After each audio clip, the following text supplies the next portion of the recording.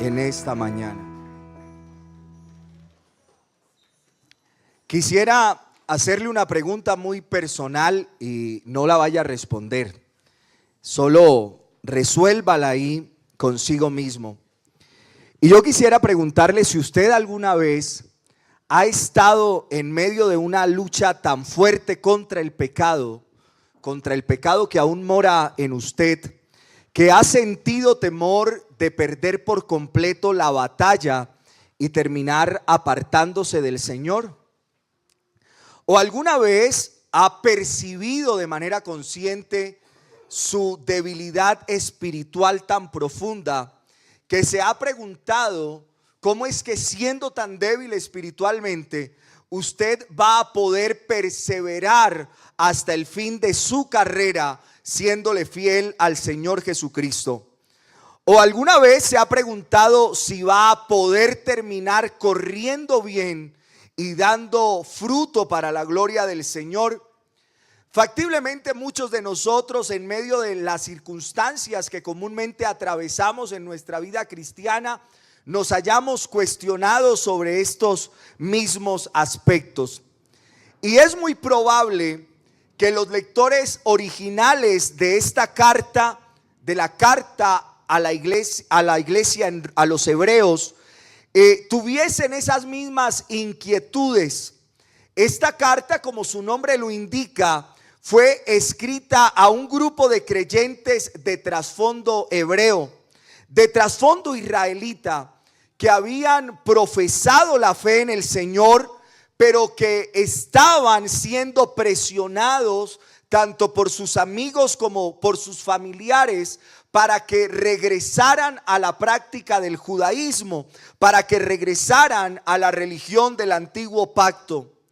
De manera que el propósito del escritor de la carta a los hebreos era animar a estos creyentes y en consecuencia a todos nosotros a perseverar en la fe, mostrando la supremacía y la suficiencia de Cristo como el cumplimiento de todas las promesas, de todas las ceremonias y de todos los tipos del Antiguo Testamento.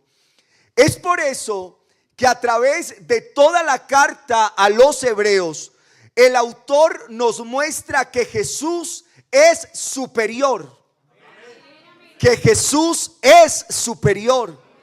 Si ustedes quisieran resumir la carta a los hebreos en una muy corta oración, el resumen sería: Jesús es superior.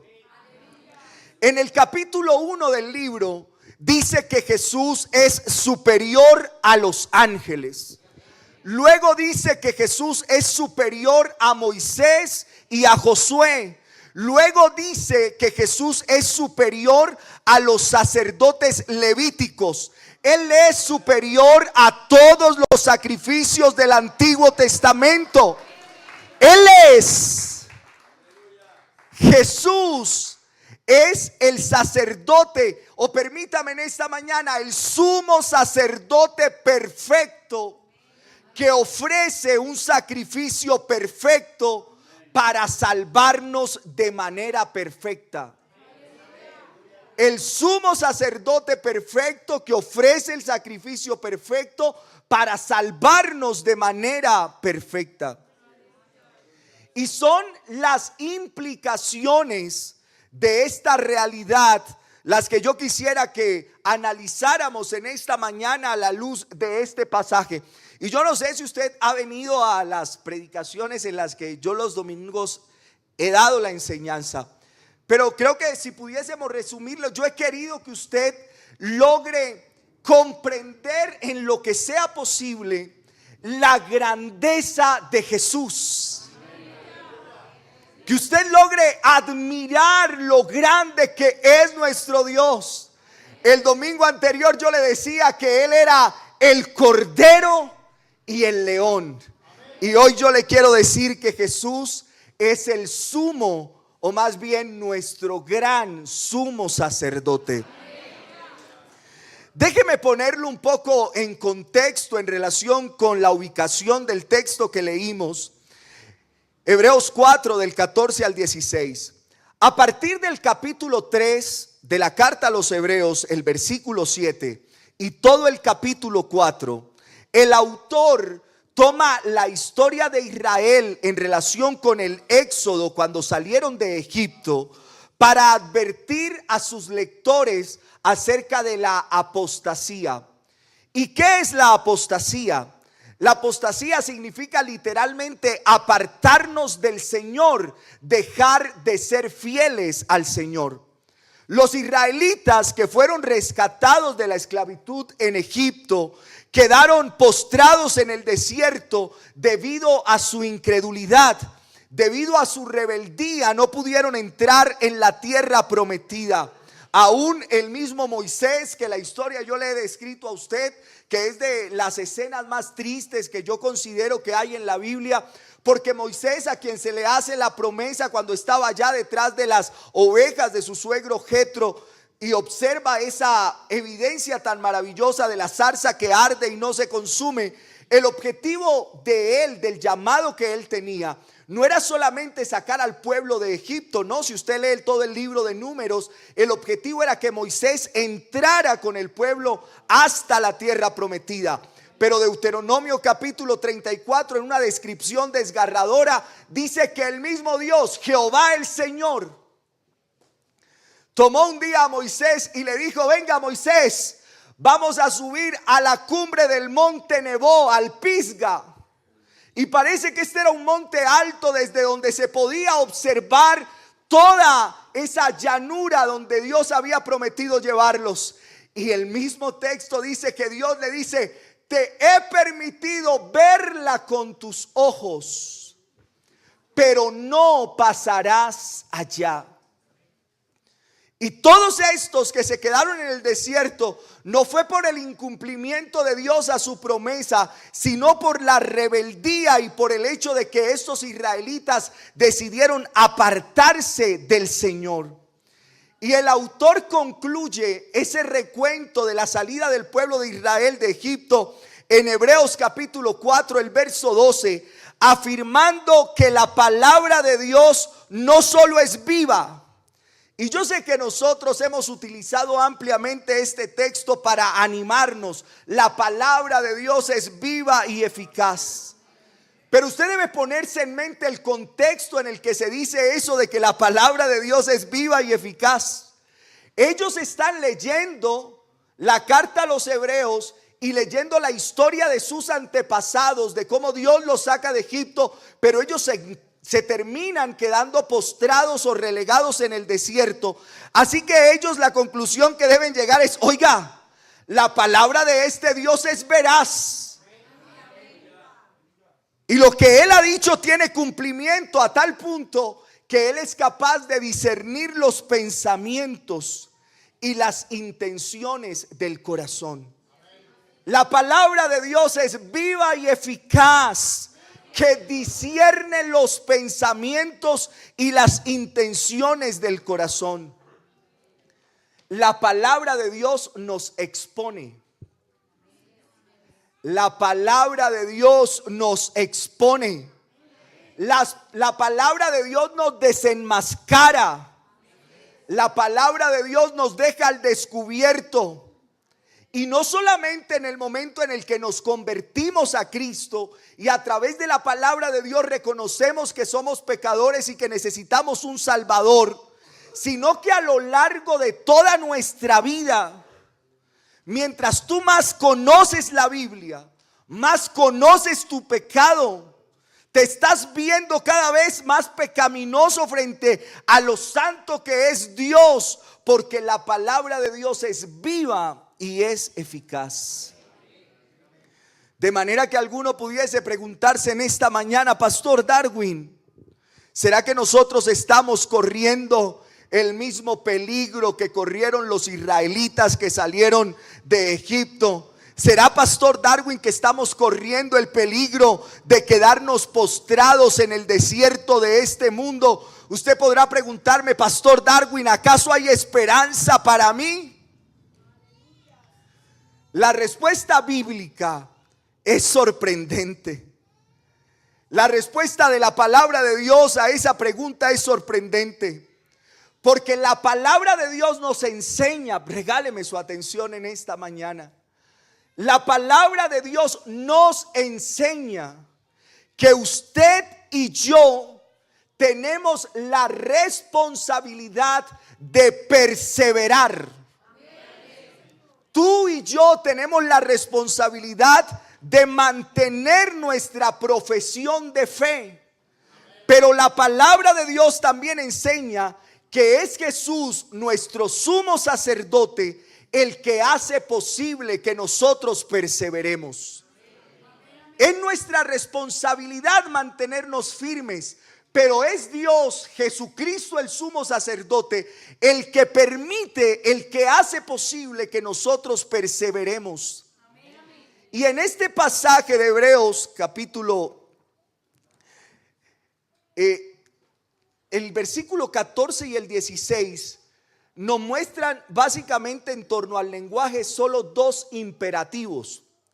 En el lenguaje los imperativos son órdenes: haga esto o haga aquello, no admiten duda.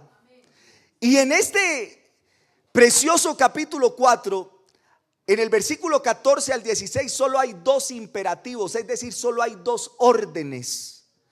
El versículo 14 dice: por tanto, teniendo un gran sumo sacerdote que traspasó los cielos, Jesús el Hijo de Dios, retengamos nuestra profesión.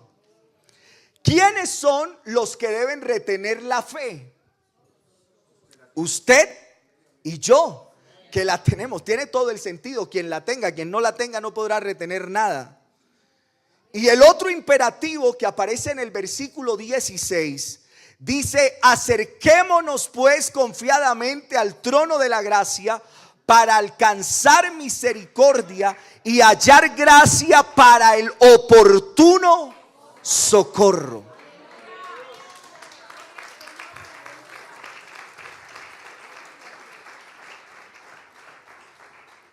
El primer imperativo, que es retener nuestra profesión o confesión, implica por lo menos dos cosas. La primera es que tanto usted como yo debemos mantenernos, debemos permanecer aferrados a Jesús.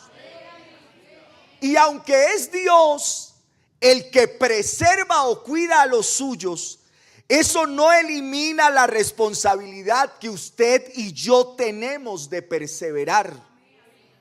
De hecho, la única prueba de que usted y yo estamos siendo preservados por Dios es porque nos mantenemos perseverando en Dios. La fe es un regalo de Dios. El arrepentimiento es un regalo de Dios. Pero usted y yo somos los que creemos y los que nos arrepentimos. Aunque sea un regalo de Dios, somos usted y yo los que hacemos efectivo ese regalo que Dios nos da. Dios nos da la gracia, pero somos usted y yo los que debemos creer y arrepentirnos. Es Dios el que preserva y cuida nuestras vidas, pero somos usted y yo los que debemos perseverar en esta fe que hemos creído. La segunda implicación de ese retener la profesión de fe es que debemos seguir confesando públicamente. Debemos seguir confesando públicamente la realidad de nuestra fe. Es decir, que en medio de las burlas que se puedan presentar por lo que nosotros creemos, porque como somos cristianos somos señalados de retrógrados, anticuados, bueno, N cantidad de adjetivos calificativos que nos dejan muy mal parados frente a esta sociedad políticamente correcta. Pero a pesar de eso, usted y yo debemos mantenernos proclamando abiertamente a nuestro Señor Jesucristo. Debemos retener nuestra confesión. Y yo quisiera en esta mañana asumir que parte de la observación o pseudo observación que yo hice hace 15 días, usted la haya entendido. Los cristianos no celebramos el Halloween, pero lastimosamente sé que hay entre nosotros personas que decidieron disfrazar a sus hijos para ese día. Y es lamentable que la presión social, que el entorno, que el hecho de que otros piensen que tú eres un padre retrógrado, que tú eres una mamá retrógrado, que tú mismo eres retrógrado porque no te disfrazas, y que qué malo tiene que te disfraces de conejito, de bombero, de policía. No entiendas que tú eres diferente, que tú no te pareces a lo que te rodea. Yo le voy a contar una experiencia personal. En la familia de mi mamá, solo ella es pentecostal, cristiana. Y un día se reunió la familia en mi casa, un 1 de enero, en Ocaña, norte de Santander. Pero mis tíos, como ninguno es cristiano, después del almuerzo que mi mamá les preparó, quisieron camufladamente entrar alcohol y consumirlo en mi casa. Pero cuando mi mamá se dio cuenta, no pensó en que eran sus hermanos. No pensó en mantener las buenas relaciones con ellos. Oh, ¿cómo se van a molestar? Dejémoslos que consuman alcohol, igual no es. No. En medio de la sala, ¿sabe? A mí, mi esposa dice que a mí hablar de mis papás me hace llorar, pero a mí me parece muy fascinante pensar lo que Dios es capaz de hacer. Yo hoy puedo alardear de ser académicamente muy grande, pero mis papás son dos humildes labriegos a los que la vida les permitió formarse como sastres, y tal vez no comprenden mucho aún de esta profundidad de la que yo puedo hablarle, pero entendieron lo fundamental y me lo transmitieron a mí. Lo fundamental es que Jesucristo es Dios, que ellos necesitaban un Salvador y que tenían que amarlo con todo lo que eran.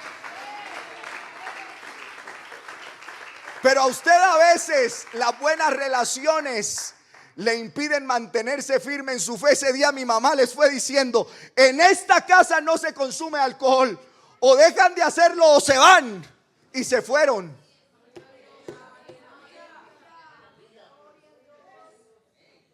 ¿Qué está dispuesto usted a hacer para aferrarse a lo que ha creído en Jesucristo? Hermano, su fe no se vende. Su fe no se negocia.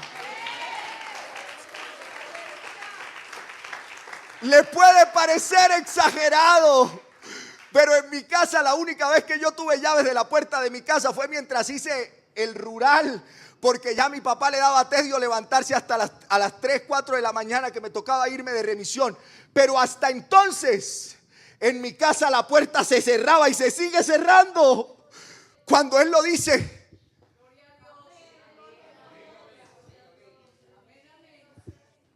Y no tuve que demandarlo por maltrato. Cada vez que pienso en lo maravilloso de este Dios, en lo que Él es capaz de hacer, en la transformación que Él es capaz de lograr, a mí no me queda más que levantar mis manos al cielo y que mis ojos se llenen de lágrimas y agradecerle, porque cuando salvó a mi familia, cambió mi futuro, cambió lo que yo podía hacer, lo que podía lograr.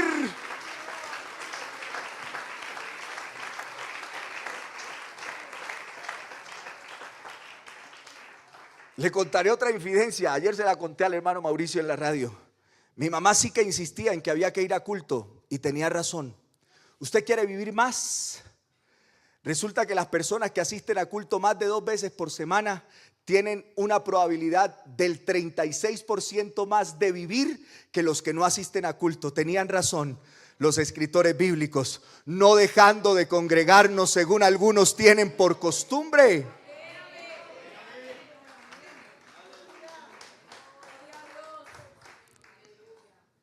No debemos avergonzarnos de proclamar quiénes somos. Y el otro elemento mandatorio de esos dos versículos es que debemos acercarnos. Dice en el versículo 16 que en vez de alejarnos de Él al percibir nuestra debilidad, nosotros debemos acercarnos. Debe usted recordarse que la palabra de Dios es viva y eficaz. La palabra de Dios nos desenmascara, nos expone. A través de la palabra de Dios vemos nuestro pecado, pero en vez de alejarnos, el autor de la carta a los Hebreos dice que debemos acercarnos, debemos mantenernos cerca en comunión con Él, trayéndole nuestras cargas en oración. Más adelante el mismo escritor dice que debemos hacerlo con un corazón sincero, en plena certidumbre de fe. Debemos mantenernos aferrados a Jesús. Y ahora el autor nos va a dar 3 razones poderosas para mantenernos aferrados a Jesús. La primera es que tenemos un gran sumo sacerdote.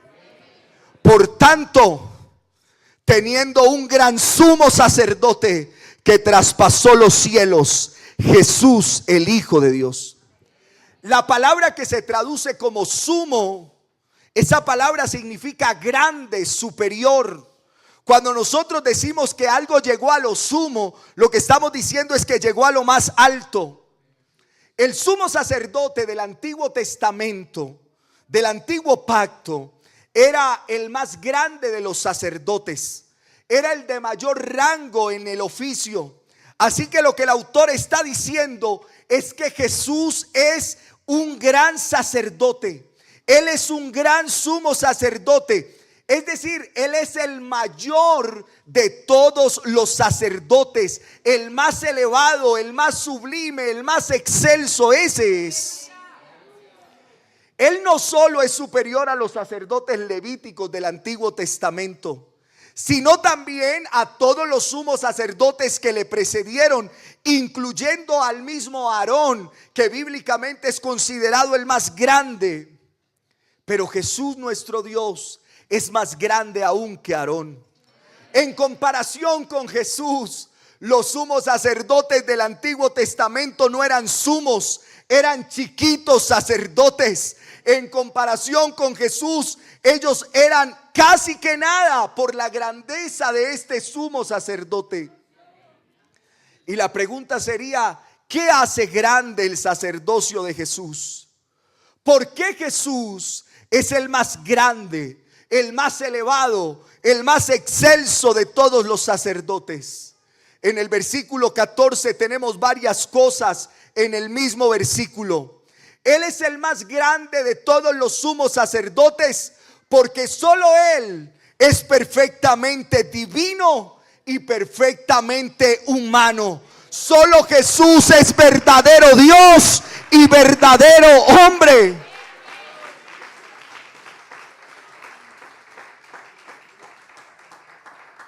¿Quién es el gran sumo sacerdote? Jesús. Y ese nombre Jesús es su nombre humano. Jesús es el nombre que le pusieron a ese bebé que nació del vientre de María. Ese es un nombre humano. Pero Él es a su vez el Hijo de Dios, que representa su designación o su origen divino. Tenemos nosotros un gran sumo sacerdote que es Dios y hombre a la vez.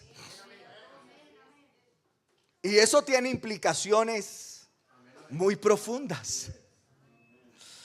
Él se identifica con nosotros en nuestra humanidad. Jesús se identifica con nuestra humanidad, pero al mismo tiempo Él sigue representando toda la deidad de Dios. Nadie nos entiende como Jesús, porque Él comparte con nosotros todas las limitaciones, todas las debilidades propias de la naturaleza humana. Pero ahora tú y yo somos partícipes de eso. Porque como escribe Pablo en Colosenses 3:3, y vuestra vida está escondida. Uf.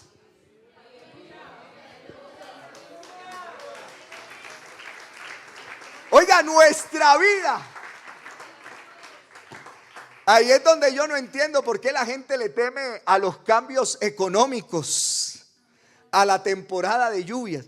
Oiga, si mi vida está escondida en Dios, si es Dios el que me cubre, si es Dios el que está atento a mis necesidades, si es el Dios el que está atento a mis procesos, a mis pérdidas, a mis debilidades, si yo estoy escondido con Cristo en Dios, yo le pregunto en esta mañana, ¿qué podrá hacerle daño a su vida por fuera del control divino de Dios? Hermano, en esta mañana hay que hacernos al lado del apóstol Pablo y decir: a los que aman a Dios, todas las cosas les ayudan a bien. Esto es, a los que conforme a su propósito son llamados. Así que no le dé temor si el peso cada día vale menos. Pues yo creo eso. Hermanos, si lo que usted cree de Dios no tiene implicaciones en su vida cotidiana, eso es un conocimiento que no tiene sentido para su vida. Si usted sabe teóricamente que Jesús es Dios y que Él es el soberano Dios, pero eso no se hace efectivo cuando en su vida aparece una dificultad, pues de nada sirve saber que Él es el Dios todopoderoso. Pero cuando tú lo sabes y llega la necesidad, llega el problema, llega la enfermedad, llega la pérdida, pues tiene todo el sentido saber que Él es soberano. Porque aunque mis circunstancias sean contrarias, porque aunque mi realidad sea la realidad más hostil, porque si me permite el símil, yo estoy en medio de la peor tormenta, en medio de la barca más destartalada. Si el soberano Dios está conmigo en la barca, se podrá levantar la peor tempestad, podrá levantarse la peor tormenta, pero este Dios es capaz de pararse.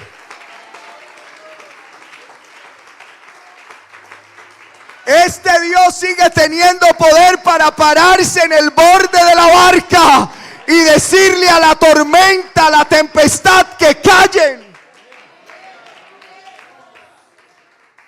Para eso es que sirve lo que sabes de Dios, para enfrentar la vida diaria, para levantarte todos los días y coger el temor y la ansiedad y tirarlo a un lado y decir: el que habita al abrigo del Altísimo, el que habita al abrigo del Altísimo morará bajo la sombra del Omnipotente.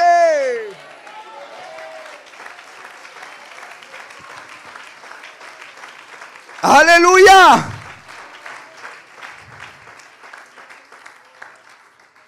En segundo lugar, Él es el más grande de todos los sacerdotes debido a la eficacia de su obra.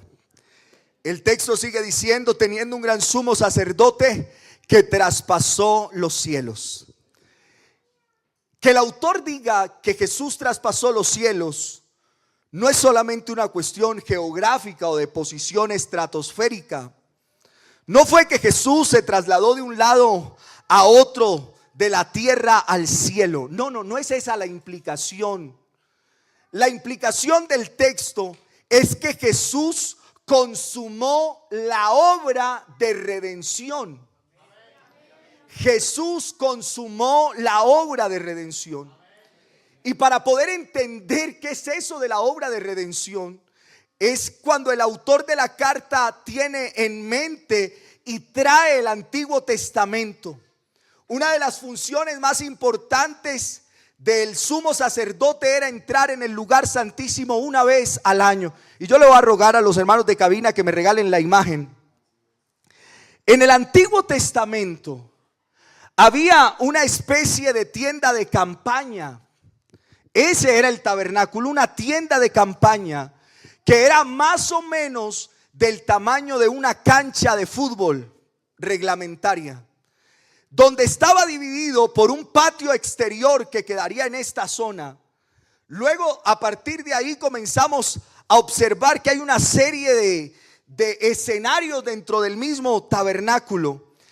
En esa parte exterior, el sumo sacerdote se lavaba y purificaba para luego entrar en el lugar santo.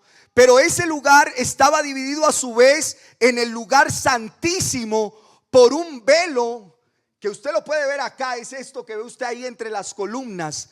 Ahí ese era un velo al que solo podía entrar, transgredir ese velo, solamente podía entrar el sumo sacerdote, y solo una vez al año, que era en el día de la expiación, o lo que se llama en su lenguaje original el Yom Kippur. Y allí en ese lugar el sumo sacerdote hacía expiación por sus pecados y por los pecados de todo el pueblo. La palabra expiar viene de un término hebreo que es kafar, y que significa cubrir el castigo que el pecado merece. Y lo cubre cuando llevan un sustituto. Es decir, en la antigüedad el sustituto era ese animal que era llevado para ser sacrificado, y que él se convertía en el depositario del pecado de todo el pueblo.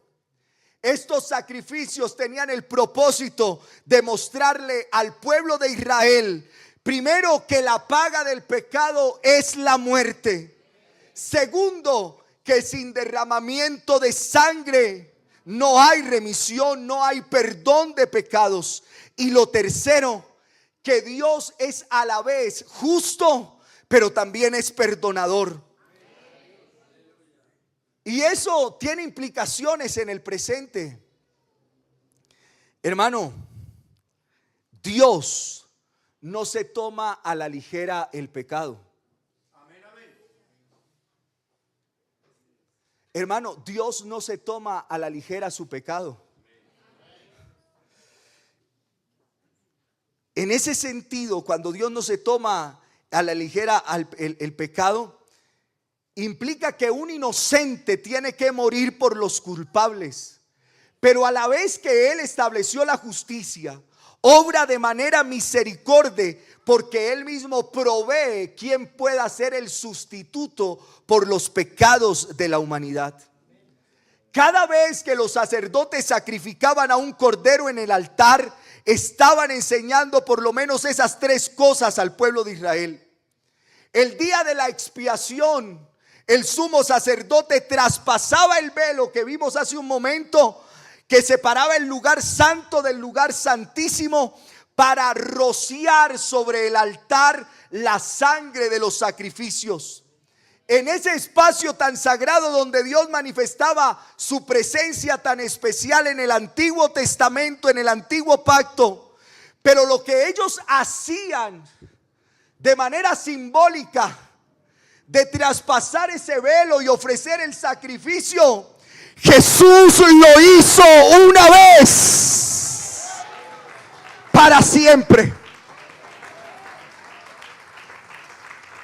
Nuestro Dios no simplemente traspasó un velo. Nuestro Dios traspasó los cielos. Él penetró en la misma presencia de Dios en su obra redentora. Entró en el lugar santísimo, y no para presentar la sangre de un cordero inmolado, sino para presentar su propia sangre derramada en la cruz del Calvario. Yo les enseñaba que Jesús es el cordero y el león. Hoy le quiero decir que Jesús al mismo tiempo es el sacerdote y el sacrificio. Al mismo tiempo Él es el sacerdote que oficia, pero Él es el mismo cordero que es inmolado, que es sacrificado en el altar de la cruz.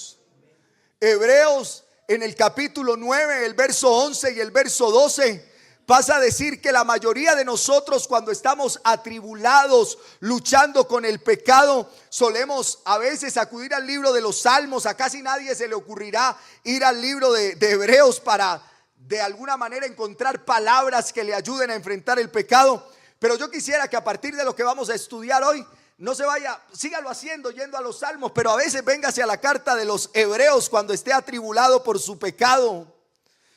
Hebreos 9:11 dice: pero estando ya presente Cristo de este lado de la cruz, sumo sacerdote de los bienes venideros, por el más amplio y más perfecto tabernáculo, no hecho de manos, es decir, no de esta creación, y no por sangre de machos cabríos ni de becerros, sino por su propia sangre, entró una vez para siempre en el lugar santísimo, habiendo obtenido una salvación por un par de años. Hermano, una vez para siempre. Y lo que obtuvo Cristo para nosotros fue eterna redención. Eterna redención. ¿Sabe que los sumos sacerdotes del Antiguo Testamento tenían que entrar a ese lugar todos los años? Zacarías, el capítulo 3:9 dice: porque he aquí aquella piedra que puse delante de Josué, sobre esta única piedra hay 7 ojos, y he aquí yo grabaré su escultura, dice Jehová de los ejércitos. Y eso que ellos hacían una vez al año, de manera profética, el texto termina diciendo, por favor, Zacarías 3:9: y quitaré el pecado de la tierra en un día. Y Hebreos 9:24, por favor, dice: porque no entró en el santuario hecho de mano, el tabernáculo, figura del verdadero, sino en el cielo mismo, para presentarse ahora por nosotros ante Dios, y no para ofrecerse muchas veces, como entra el sumo sacerdote en el lugar santísimo cada año con sangre ajena. No. Él lo hizo una vez y para siempre. Nuestro Dios hizo una obra perfecta que satisfizo plenamente la ira de Dios. Toda la ira de Dios que tú mereces por tu pecado. Toda la ira que tú mereces por las veces que le has sido infiel a Dios. Toda esa ira y esa justicia fueron removidas completamente por causa del sacrificio de Jesús en el Calvario. Él absorbió toda la ira que tú mereces. Nuestro Dios, con el sacrificio en la cruz del Calvario, satisfizo para siempre la justicia divina. Es por eso que Jesús ascendió a los cielos y estando sentado en el trono, porque quienes creen en esta mañana que al que vio Juan sentado en el trono era el Cordero inmolado de Dios.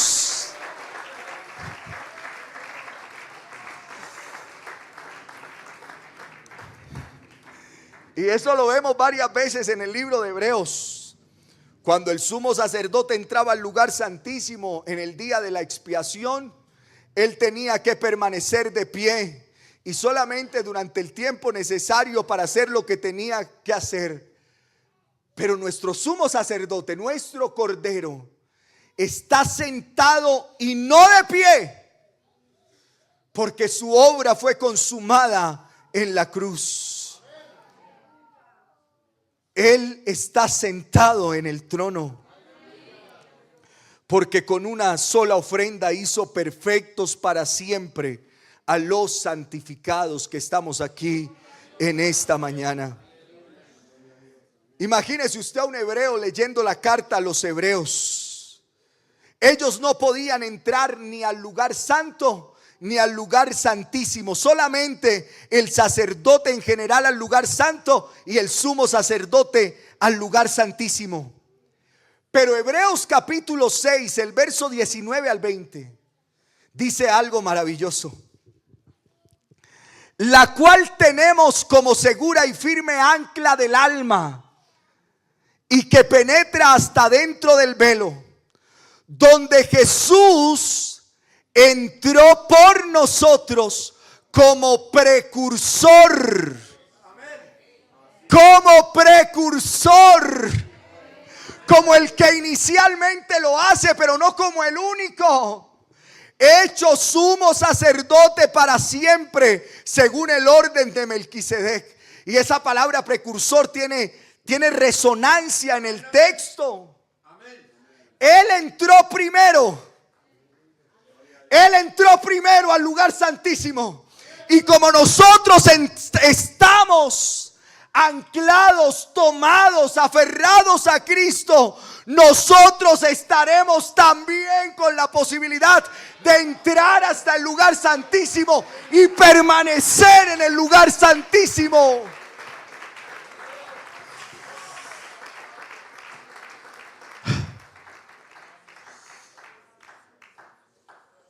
Yo espero que Dios esté obrando en su vida en esta mañana y le esté haciendo entender lo majestuoso que es Él.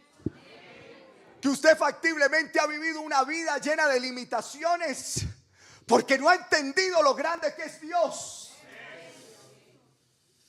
Hermano, es que usted a través de Cristo, de la obra que Cristo hizo en el Calvario, por ejemplo, no tiene por qué vivir anclado al pasado.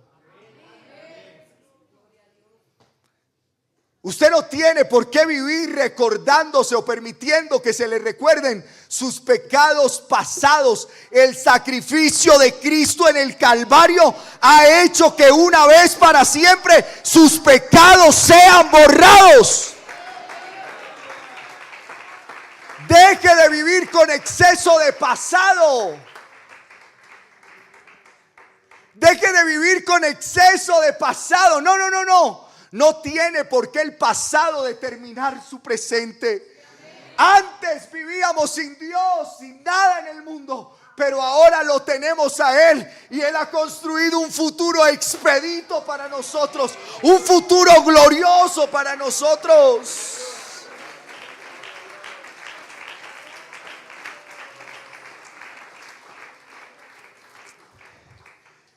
A través del simbolismo de Apocalipsis, algunos cuando hablan de la Nueva Jerusalén, esta es mi percepción, piensan que es un cubo y dicen, wow, nosotros vamos a vivir en una ciudad cúbica. Pues yo no quisiera entrar en controversia, pero ¿cuál era el único lugar cúbico en el Antiguo Testamento? El tabernáculo.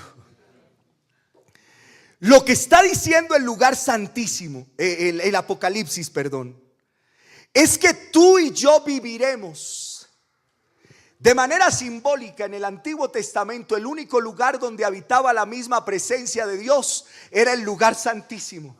Pero ahora Apocalipsis nos dice que vamos a vivir en un lugar cuyas características son cúbicas, similares a un estadio de fútbol. Yo quisiera creer que lo que intenta transmitirnos el escritor es que nosotros viviremos eternamente y para siempre en la misma presencia de nuestro Dios.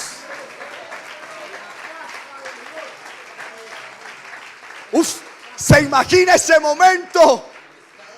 Oh, qué glorioso será estar para siempre en la misma presencia de nuestro Dios.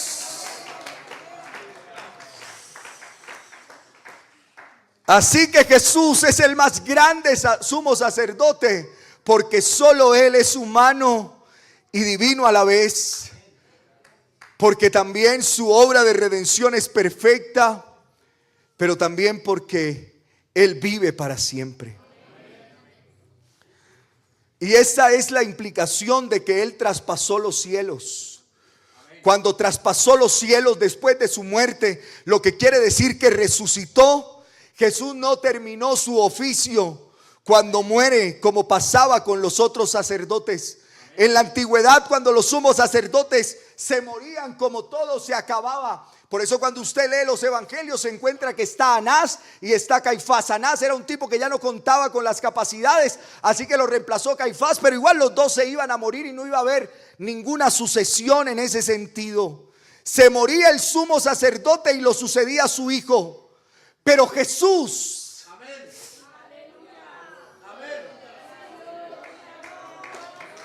pero Jesús, mi Dios, sí es cierto que murió, pero como dijo hace unos años el hermano Reinel Galvis en una publicación de Instagram, él puso la foto de la entrada a la tumba de Jesús y escribió: sigue vacía, la tumba está vacía, la piedra ha sido removida. Nuestro Dios, a nuestro Dios ni la muerte lo pudo retener. Al tercer día se levantó glorioso y vive para siempre.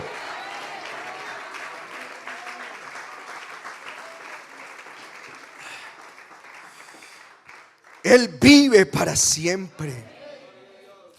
Y como Él vive para siempre, Él puede también salvar perpetuamente a los que por Él se acercan a Dios, viviendo siempre para interceder por ellos. Y me agrada lo que dice el escritor.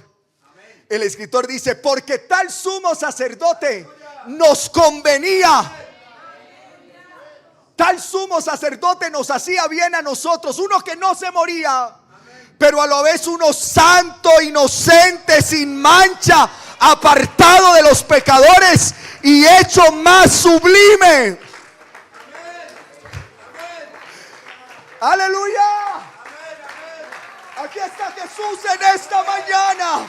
Aquí está el sumo sacerdote, el eterno, el soberano, el sublime, el excelso, el único y verdadero Dios.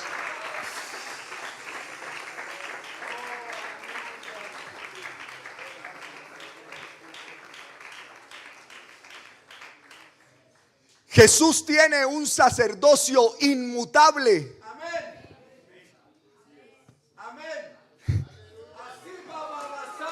Aleluya, aleluya, aleluya, aleluya, aleluya. Oh, nuestro Dios es inmutable, Él no cambia. No lo afecta el tiempo, no lo afectan los años, no lo afectan las circunstancias.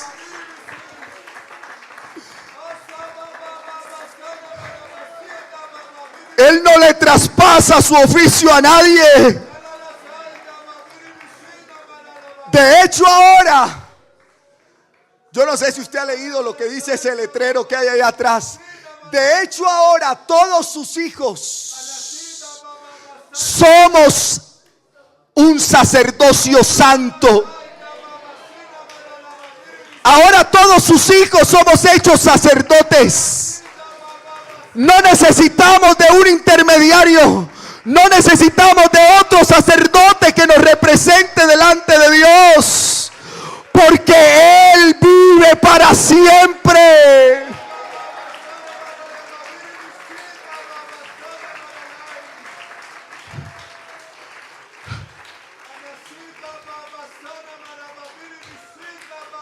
¿Qué ocurriría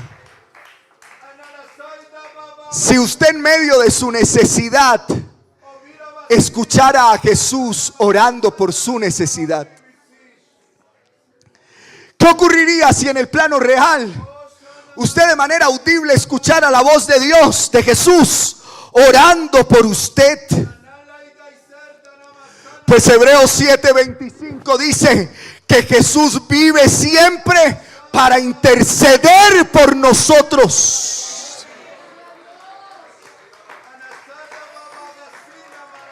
Hermano, en medio de su lucha, en medio de su problema, en medio de su enfermedad, de su circunstancia adversa, de su situación dolorosa, Dios nunca se ha ido de su lado. Yo me lo imagino presente cada noche, orando con usted, escuchando su voz, atendiendo a su clamor.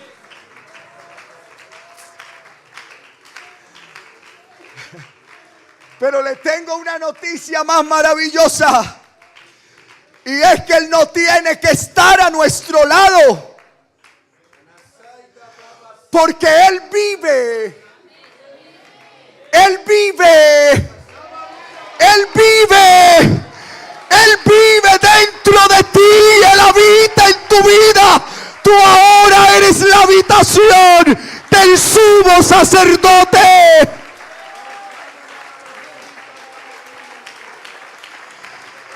Yo quiero invitarle a estar en pie en esta mañana.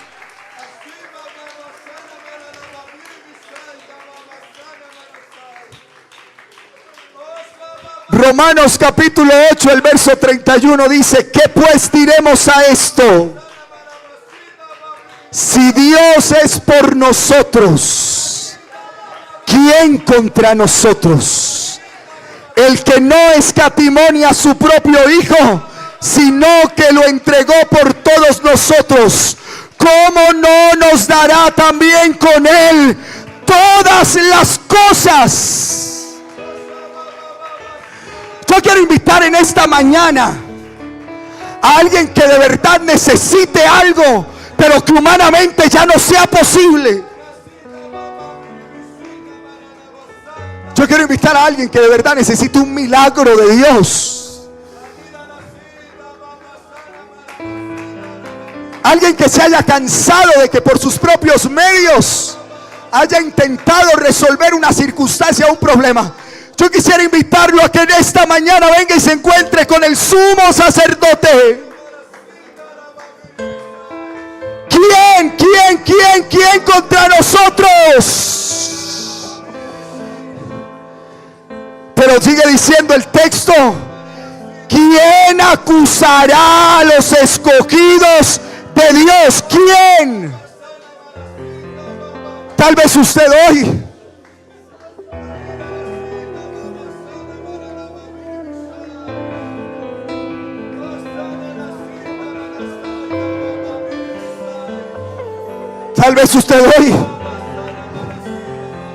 sienta que es un pecador. Tal vez su oración sea como la que hace unos años hacía mi papá, y pedía perdón y perdón por su pasado. Oh, pero hoy hay perdón de pecados en este lugar. Hoy Dios es capaz de transformar tu vida. Hoy Dios va a transformar tu realidad. ¿Quién contra nosotros? ¿Quién contra nosotros?